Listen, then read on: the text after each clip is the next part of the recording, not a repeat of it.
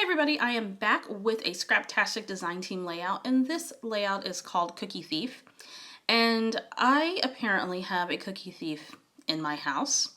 She is 4 feet tall, and she goes by the name of Corinne, or Rennie, or Rennie Bop, or Stinky Butt, or Grandma's Angel, or Boots Remington, aka. And I was up late working on my class that's coming up this Friday, Make the Kit. And sneaky promo there. And I go into the pantry and I'm looking for my Milano cookies, my milk chocolate Milano cookies to have with coffee. And I noticed that my cookies had been compromised. They were just laying there in the pantry and they were open. Someone had gotten to my cookies. So I immediately asked Aubrey if she had the cookies, and she said no. And so the next day I pick up Corinne from her grandma's house, where she virtually gets to do anything she wants to over there. And I said, Corinne, did you eat mommy's cookies? And she smiled and folded like a cheap suit. So I took a picture of her when we got home holding the cookies. And of course she has so much character.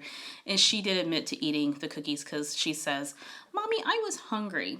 But of course, when you're hungry, you go straight for mommy's treats in the pantry. So this is the story of my Milano cookies and how my little thief took my cookies and enjoyed herself. So what am I doing in this layout? I'm using a couple of Scraptastic kits from June and July, and I decided that I was going to use some pattern paper and my circle punches and make some layered circles going down the left-hand side of the layout. Now I'm working on this layout and I'm thinking that it doesn't look great. And there are going to be a couple of things that I do that kind of kill it for me. And I'm going to do the layout over here in just a few. Still keeping the circles. So I take a 2-inch circle punch and a 1.5-inch circle punch.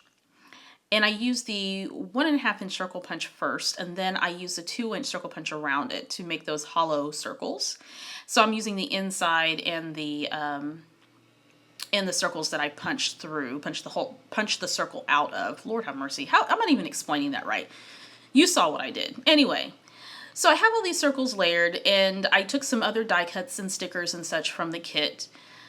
I am getting ready to outline, and this is where it all falls apart because it doesn't look good to me. And I'm thinking, why did I do that? Why did I outline with black pen? And I will outline ultimately at the end of this process, but the way that I'm doing it now, I just don't like it. So I'm like, oh, we'll just go with it. So I'm just outlining. I outline around the photos, and I'm getting ready to outline around the circles, and I add some faux stitching. I didn't like it. So I started over. And I typically don't do this. Usually I'll just go ahead and go with the flow, and if it turns out great, if it turns out wonderful, great. If not, that's fine too. So I start over. This time I edit down the circles a bit because I felt it was just too much. I'm going to move the title. And I was trying to go for something that was really light and airy, and I think I was just doing a little bit too much the first go around. So I change up the font, just the part that says Thief. And I use some exclusive stickers there. Everything here is all exclusive to Scraptastic. And then I want to add those labels back in. And one says Guilty as Charged. And I was so excited that I had that sticker. And then I, let's see, laid down some more stickers. What do they say? One says Cool Treat and the other says So Much Fun. Alrighty, so then I add a couple of circles there at the bottom and to the side. And I'm going to trim those up, because why not, to add some interest there. And now I'm going to add some enamel dots. And you can get a lot of mileage out of your paper by cutting out shapes. So whether you use a punch or you cut them out on an electronic cutting machine, it just adds a lot of whimsy and movement when you use shapes on your layout.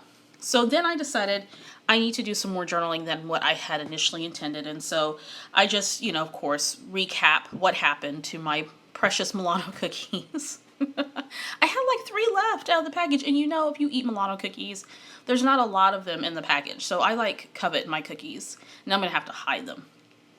Okay, so I'm gonna add a wood veneer that is in the shape of a number 6 because she's 6 years old, and it's kind of my habit to put her age somewhere on her layout sometimes, and so if I can sneak that in, then I do it. Then I added an acrylic X there at the top. Then I wanted an arrow for just a little bit of direction. I didn't know where I wanted to put it, so it's just going to be there for now. I'm not all that happy with it, but it's there, and I didn't want to peel it up off the photo. Adding a little bit of embellishment there at the bottom with a sticker that says, check this out.